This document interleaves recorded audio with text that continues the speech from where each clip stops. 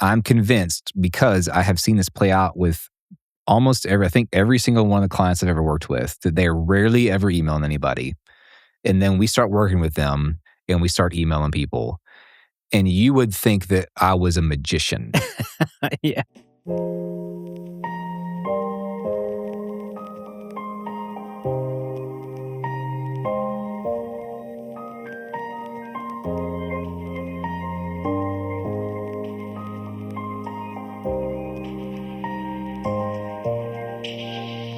Hey everyone, welcome back to the Stupid Simple Marketing Podcast. My name is Bryan Fittin. I'm here with my awesome co-host, Brad Alexander. What's up, Bryan? Hey, man. We are back in the studio, and I say that every time it's just solo episodes. We're back in the studio. We're back. We're back here. Go Rogue Studio. We got Colin today producing our episode. He's behind the scenes. Thanks so much. Everybody give some love to Colin in the comments. Today on the show, we actually are going to be diving into some frameworks that you have taught on, that I have some frameworks and stuff that we use for our clients. Yep. And so we want to help you. And we try to keep it very stupid simple. I don't know that we could get too complicated. We are. I don't know if it's possible. Yeah. So within that, we want to talk to you today about something that you can implement immediately in your business. And that is the biggest thing with us, is what is something you can do Monday morning, you roll in, how can I actually make a difference in the marketing that I'm trying to do for the company? And so all that, we want to dive into this one today, and it is the farming, hunting, fishing framework. And so within that, Brad you've taught on this several times. Yeah. We do marketing workshops here in the studio, and this is always one that is a great concept, and it's easy to implement, and it's something that makes a difference, because a lot of times we're doing these marketing efforts, and we're like, how do we get the results we want to get? Or we don't get the results, and we don't know why. Yep. And so I love this concept, and so I'm really excited to dive into this. But if you can, kind of give us an overview of what this looks like. Are we now going back to the 1800s? We are setting up our own farms, and we're going to live off the grid? Yeah, we talk about simple. And so we're going to cut off the internet, and we're all going to go homestead and just forget that we need to make money. My dearest. My dearest Evelyn, I've gone to forage in the woods. Yes, exactly. No, so we're not ashamed of where we live. We live in Arkansas, and we're Northwest Arkansas, which we feel like is the coolest part. But I mean, it's hard to get away from agriculture. So farming, fishing, and hunting are just three things that we see around here a lot. And it just makes sense as a metaphor and analogy for some marketing things that we do. And really what this is just a framework. It's real basic that I've just started using with my clients over the years to help figure out what mix of marketing you have and how to get better results. And so whether we know it or not or realize it or not, every sales and marketing tactic that we do really fits into one of these three categories. And so, I mean, think there's like thousands of things you could be doing, but all of them fit into one of these three categories. And when we understand what the categories are and how they're designed and what they're supposed to do, then we can begin to look at the marketing things that we're doing and realize why we're either getting the results that we're getting in a good way or why we're really frustrated that we're not.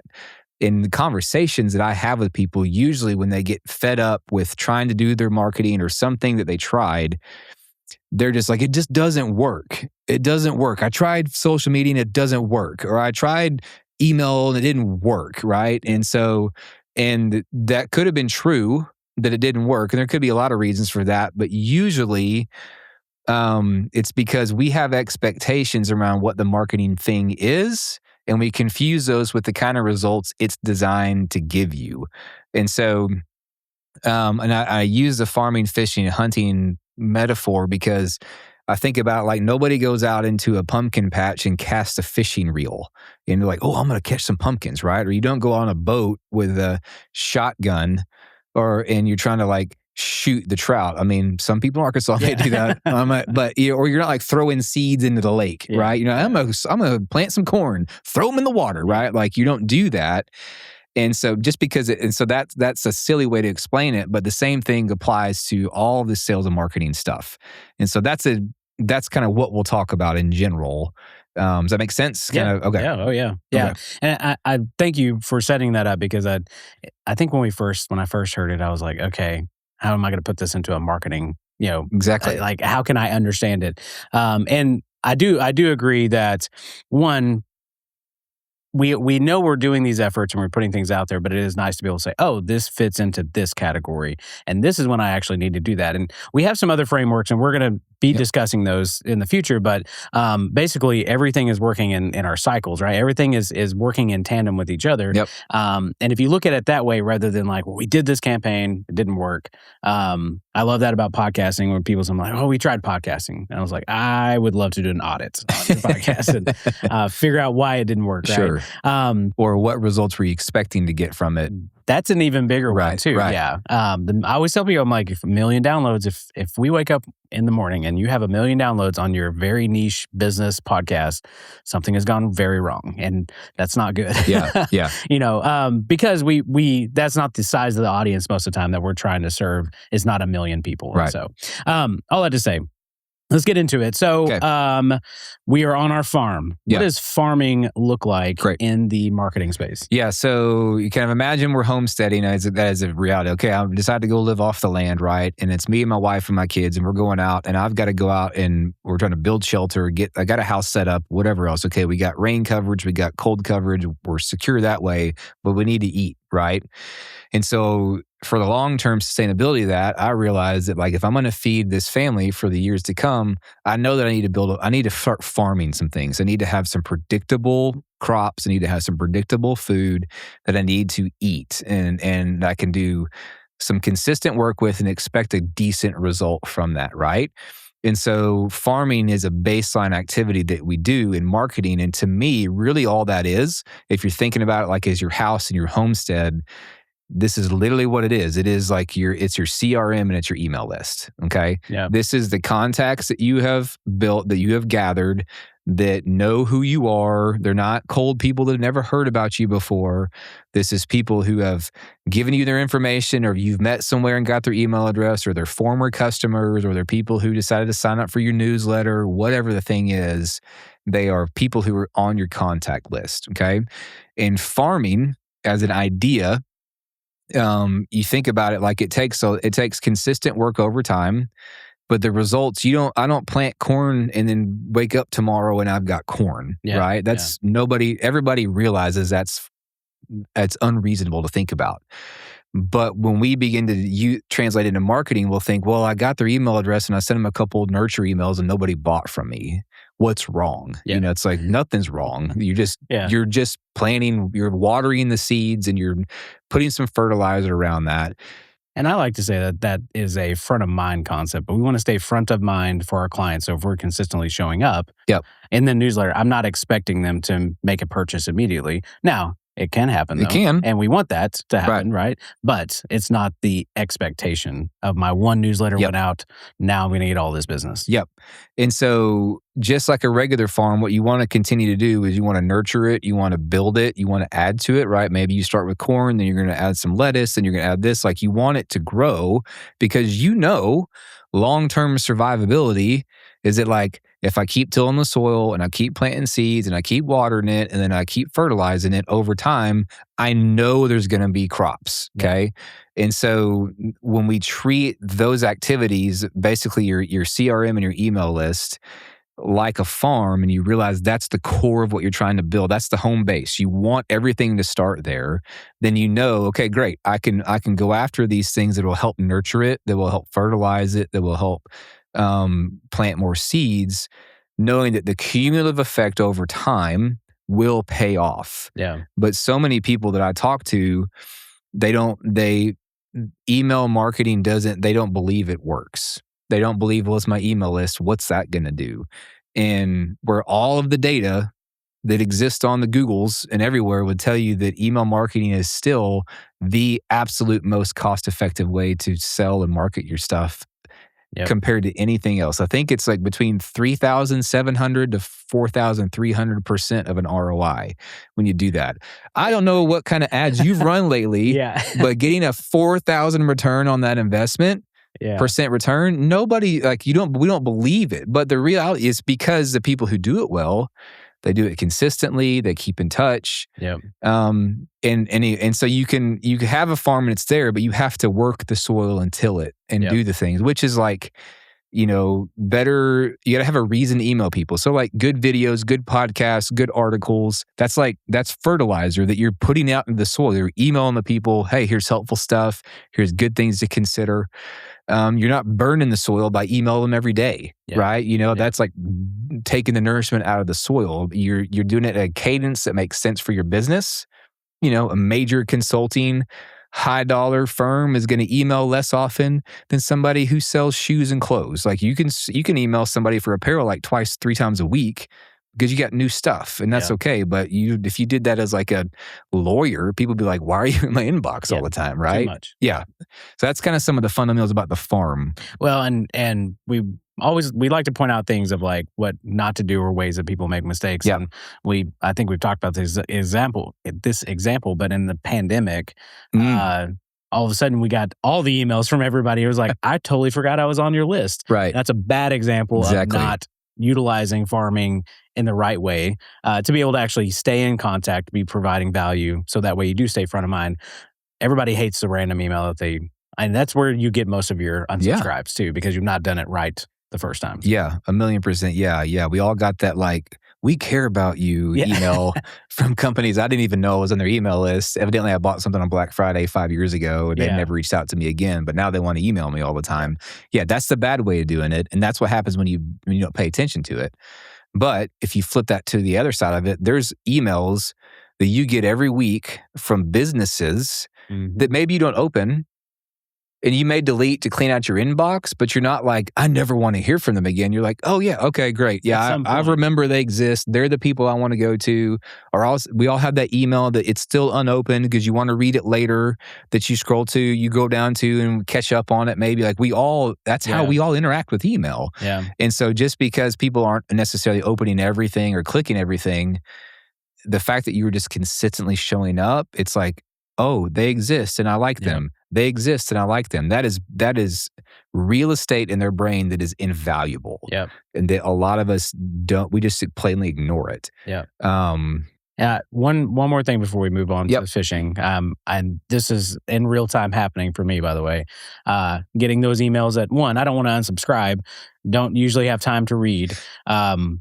My VA and I are building out the system to be able to take those emails and get a weekly update using Notebook LM as my own podcast. Yeah. That it's just reading to me in AI and saying, hey, Dustin Reichman sent me this about podcast guests. Sorry, Dustin. He's the one that pops in my head. I owe you a text message, Dustin. I'm so sorry.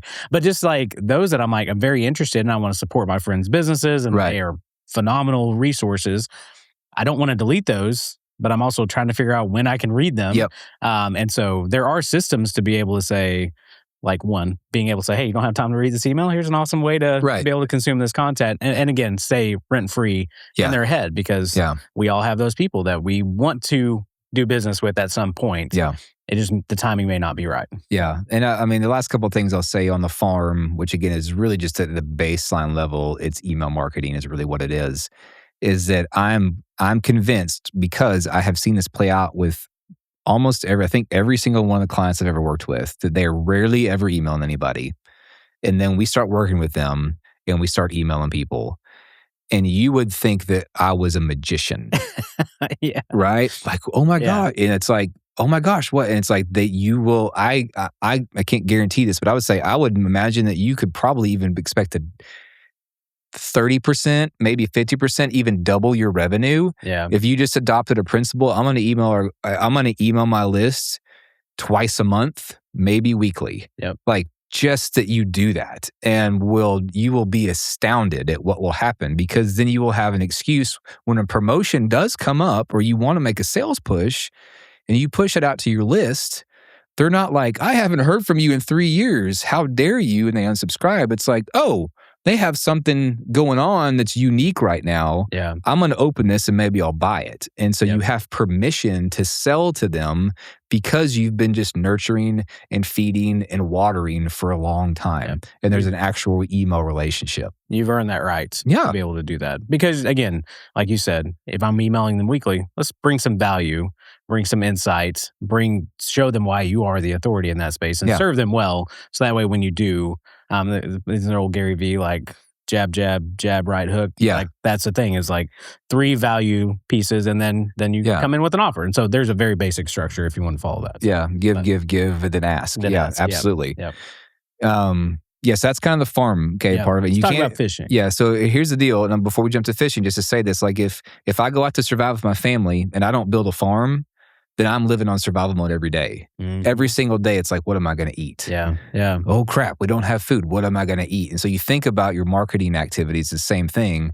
If you need sales, if you never build a farm, then you're constantly like, we gotta, you just feel in panic mode all the time, right? And so just like in real life, while the farm is building, and I'm just starting off like, okay, I still need to eat, right? And so one activity that people will go do is I'm gonna go fish, okay? I can take my pole down to the water, I can throw it in, and maybe I'll catch some fish so that we can go eat today, which is great. It's not bad to do that at all.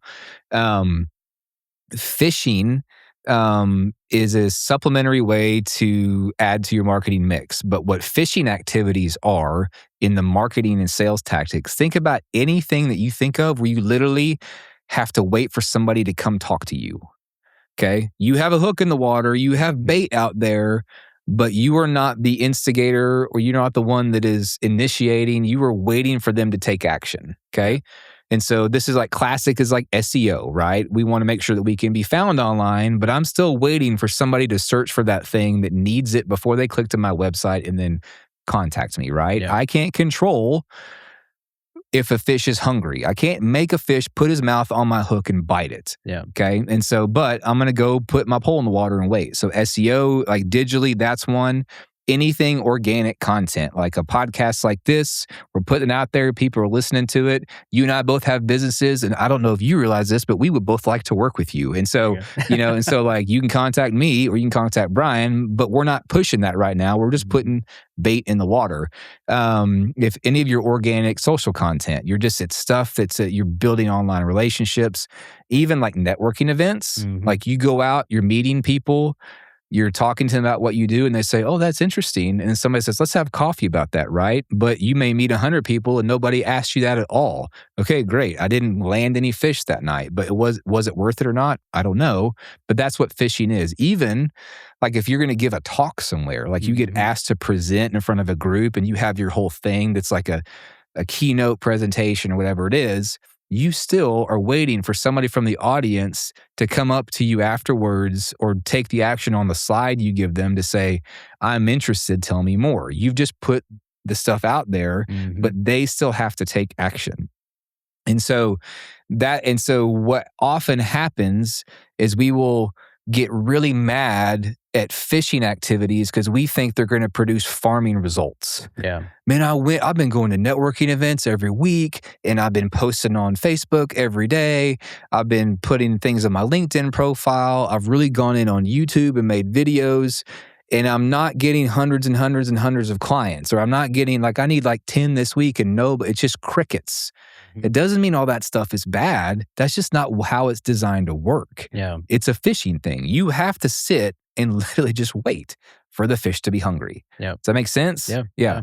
And I think also too, we kind of look at it, we do talk about people, and then we have a marketing mastermind group that we run every single week. And a lot of the tactics in that, we are wanting immediate results from, well, I'm going to go post on social today and I want that result. No, it may come, you may get a bite, but it is one of those things where we're just going to keep casting and trying, and we're trying different baits and we're trying different things and waiting for that action to happen. Yeah. And that needs to be the expectation, not, I haven't shown up on Instagram, in a year, and I'm going to post something, and now I'm going to get all this business. Correct. And I think for both, it's you're still coming back from fishing and you're still farming, and it's still the slow growth and it's the long-term play, right? Yep. And then the fishing is like, hey, I'm going to try a networking event. And sometimes it does work. Yep. And so I think with that, what's maybe 3 things somebody can do from a fishing standpoint? Yeah, great question. We can kind of kick it off. Yeah, so I think about reel fishing, right? There's only one way you can catch more fish. Or there's not only one way. There are things you can do to catch more fish. It's not like, well, I put poles in the water and it's just hopeless. Like, people that are good at fishing, they know what fish they're trying to catch. They know what kind of bait works best for them. They typically find out where they congregate in the river or in the lake or the ocean, right? Where are the spots that they all are, and what times of day might be better for them that they're more likely to bite than not. They still have to wait for it to happen, but your odds go really high up if you're using better bait, sharper hooks, finding where they're at and at the times that they're going to be there. And the other thing is just having more poles in the water, right? If I have 30 poles in the water versus 1, odds are I'll probably catch more fish. And so that's where that consistency and organic content makes sense. But how you sharpen the hook, make the bait better, whatever you want to say, it's then, am I talking to the people that I want to work with and making sure they know that I'm talking to them, right? Like if you are a cake decorator, are you talking and you serve people who are like want to buy like a $10,000 wedding cake? Like that's a high dollar cake, right? Well, you need to talk to those people about their wedding and the headspace that they're in. Yeah. Not just I just make wedding cakes, right? And so if there's unique things about you and who you work with, so just making sure that that's clear on the organic stuff you're putting out there. But then the same filter would be, where are those people hanging out locally? Where am I? If I'm going to go personally network, where am I going to be more likely to interact with that kind of level of person? Is it a BNI business networking group, or is it these singles events that happen around town? If I'm a wedding cake decorator, right? Like, or like, I don't know, just things where there might be more couples trying to hang out versus just business mode. Yeah. And so that's a different lake and a different pond to be fishing in. Yeah. And so just thinking through that. And so I think, the fishing stuff would be, where to start would be like, if pick a specific social channel. If you don't do all of them, like, here's the one that you're most comfortable on, that you spend your time on already. Have a business profile for that if it makes sense. And then, or maybe it's your personal too, I don't know, but I'm going to commit to be doing this regularly and talking about the things that the people I want to buy from me care about. Yeah. That's an online version of it. And then again, the networking version would be like, okay, try several networking events. There's a ton around here in Northwest Arkansas. Yeah. And I've figured out there's 2 or 3 that really make sense for me. Okay, that's worth me being there. It's mutually beneficial. And there's a bunch that just don't. Yeah. And that's okay. So I'm going to stop fishing in those ponds and I'm going to spend more of my time over here. I don't catch a fish every time, but I have more likely conversations to do that. Yeah. Does that make sense? Is that specific enough? Absolutely. No, and I would second that. If you're doing social, don't go to all the platforms. Don't try to be everywhere immediately. Find the one, that you enjoy, and also not just that you enjoy, but that where your audience actually is. That's a good point too. Yeah, if it's more business minded, you should probably be on LinkedIn. Yeah. If it's not, then the other ones can probably have some more ground for sure. Yeah. To hit LinkedIn, it is still the Wild West right now. It is. And it's great because you can get seen very easily, especially if you're consistent and people are interacting. So, okay. So we have our farming. Yep. We have our fishing. Yep. Now we're moving to hunting. Absolutely. Let's go. Let's do it. Yeah. So hunting, it's aggressive. It's high risk, high reward. It's exciting, right? I'm going to crawl my belly through the woods with my rifle and I'm going to take down that caribou or whatever it is, right? And so I've never done that in my life. Yeah. Speaking out of context. Yeah. I think you hunt those, right? Yeah. But like you get a lot of meat and a lot to eat all at once, right? Yeah. But you could go out there for hours and hours and hours and you may not get anything. Yeah. And so that is the risk of it. And so hunting, again, it is fishing, you kind of spend a lot of time waiting. Hunting's like, I'm going to go to where they're at, and I'm going to kill something and I'm going to take it home. Yeah. And so those kinds of activities are things that we need. Again, if you're a homesteader, you need to eat. You got to make your family survive. And so sometimes you just got to go hunt. And it is the quickest way to get something back to the house. But it also takes the most effort and it's the most risky. Yeah. And so if you flip that into your marketing and sales tactics, this is running ads. This is direct mail. This is cold email strategy. This is cold calling, door knocking. It is things that you are either through money or sweat equity are putting your business in front of people who were not necessarily expecting to cross your path today. Yeah. You're forcing them to interact with you. You're scrolling through Facebook. Oh, there's this ad for this thing I didn't know existed. Or you're watching YouTube and they put an ad before the video starts, right? Or you're on the thing's on TV, or you're listening to a podcast and there's an ad that comes in on it. That is, or again, you open the mail and you get something from a local pool cleaner or a house cleaner or a realtor, whatever it is. Or you get a phone call, and you get what I'm saying. It's the stuff that's like, it's more aggression. I say that and not bad. Like, it's just an assertive take from the business. Hey, we're here. Do you want to buy this? And you're like, I'm trying to push a sale right now. Yeah. And so, again, you can get fast results from that, but it costs more, right? Yeah. Those aren't free. Ads aren't free. And door knocking's not free. You got to go spend the time doing it. But again, the return can be very high. Yeah. And so, similarly with the hunting thing, is that people can often get frustrated that their hunting doesn't work because they're not getting farming results from it. And that's really, again, both of these things, fishing or hunting, is like, well, I'm expecting droves of people to purchase. You're just not going to do that in those things. Yeah. Because they're designed to get what they're designed to do, or it's not going to be as light lifting as farming or as light lifting as fishing. You got to pay $100 to get somebody to buy that versus like, I just showed up and somebody said they wanted it, right? And so would the concept also be, if we go back to the farming model and looking at email marketing, you have your cadence of every Friday I email, something great. But the hunting would be, okay, now on Wednesday out of the blue, we're still doing our regular farming, but Wednesday out of the blue, I'm saying, hey, buy within the next 24 hours to get this amazing price and whatever else. Is it a very aggressive, very like buy now feature? Or is it more of I am doing external things, like you said, with advertising and different things like that? Great question. So if we want to, does the metaphor break down somewhere, right? What I would say, if we're going to extend the metaphor, I would say that's your harvesting from your farm.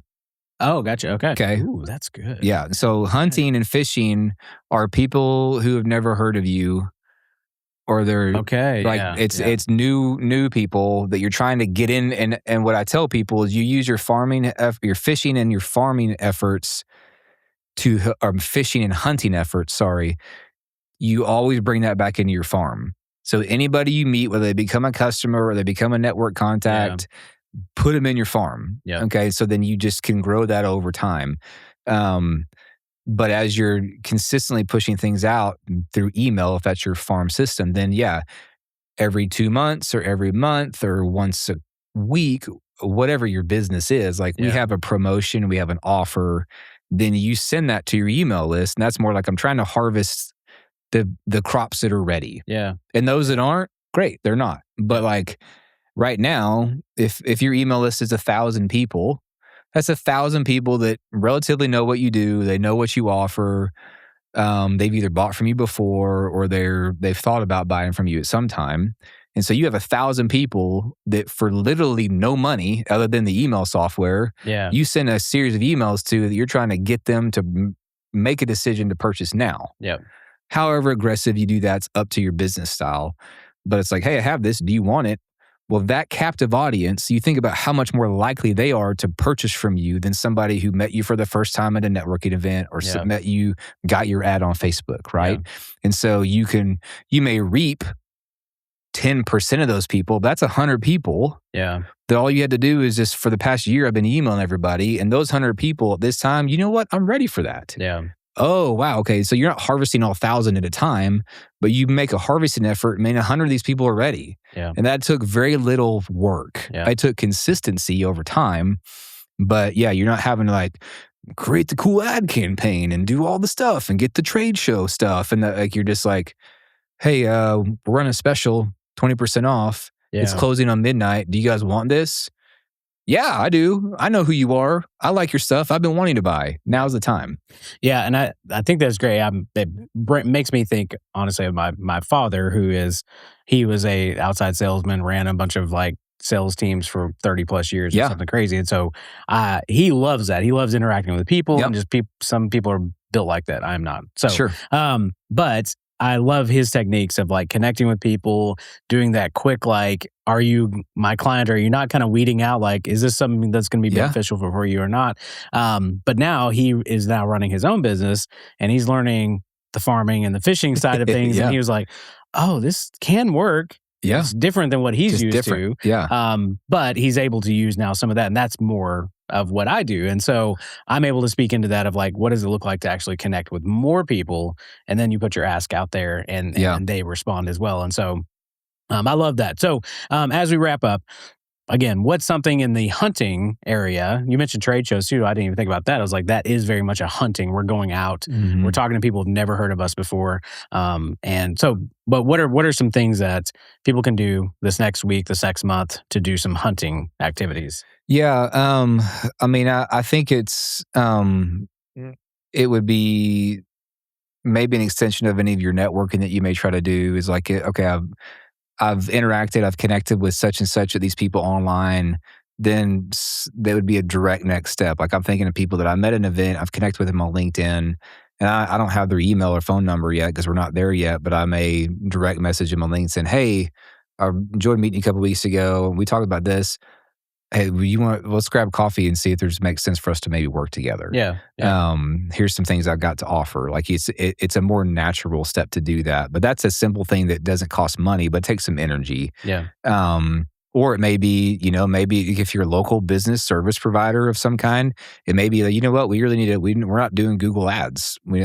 For local businesses, those are a great place to really try to rank or try to get a lot of traction is some kind of PPC stuff there in Google that can be very cost effective. It still costs money, but it can be more cost effective than like an international, like a whole national campaign. Yeah. But those are the things you can do to do that. And again, the question I always tell people, or make sure I ask people, is like, once you get some replies, don't lose those people's information, even if they're a not yet, not now. Yeah. Man, put them on your email list. Yeah. I think I've told you this before. I had a client that I worked with. They did all cold sales stuff. That was the driver of their business. And I started consulting with them. I was like, hey, so they've been doing it for like 3 or 4 years. And I was like, how many email addresses do you guys have? They're like, about 87,000. And I was like, what? Yeah. And I was like, how many of those people were just a blatant? He's like, about a third of them were no, about a quarter of them said yes. And this whole middle was kind of like, not right now. I was like, have you ever reached out to those people again? No. And I was like, I can't do the math in my head, but like, what is like 40% of 87,000? I was like, if you would have just stayed in touch with them a couple of times a month and then reached back out, I was like, surely somebody would have been like, you know what? Now we need that, And I was like, there's an opportunity that can be lost because we get so focused on a specific type of tactic. Yep. So farming's critical. If you're not doing that stuff, dig in and start doing that now. Yep. Nobody ever says, I wish I would have started emailing my list later. Mm-hmm. They're always like, I wish I'd have been doing this for years. So do that. And then you still have to do farming. I still do farming and hunting. Like you still need to do it. It's not like they're worthless, but use them appropriately and continue to build your farm. Yep. And I think the last question I'll let you think about as a part of this is like, I think all of us have one of the 3 types that we're more prone to do. Yeah. And we think it's safe and we think it's right. And so be aware of that. If you're like, I've talked to people who are just more salesy. I mean, I will hunt all day long, but I will not email anybody. Or like people that are more fishing. Yeah, I'm going to show up to events. I'm going to make relationships. I'm going to push some stuff out on content. Most of us probably are more of a fishers on the whole.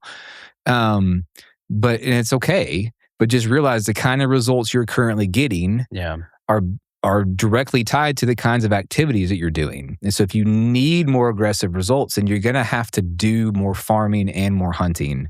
Yeah.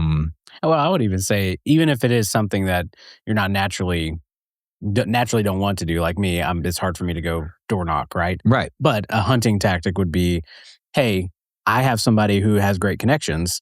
Do you know anybody who you would be able to link me up with so I could grab coffee with them? Yep. That is still, for me, very natural. Yep. And so being able to actually, that is a hunting technique. Correct. Without having to walk out the door and go down here and try to, hunt. The street. Yeah. You're not going to all the businesses. You're going to start with, again, a better chance of, that's smart hunting versus just random hunting. You're not just shooting your shotgun in the woods. You're going to go try to find the prey. And it's been a long time since I've actually been hunting. So we're terrible at this. If you're a hunter, we're sorry. Yeah. Sorry. Apologies.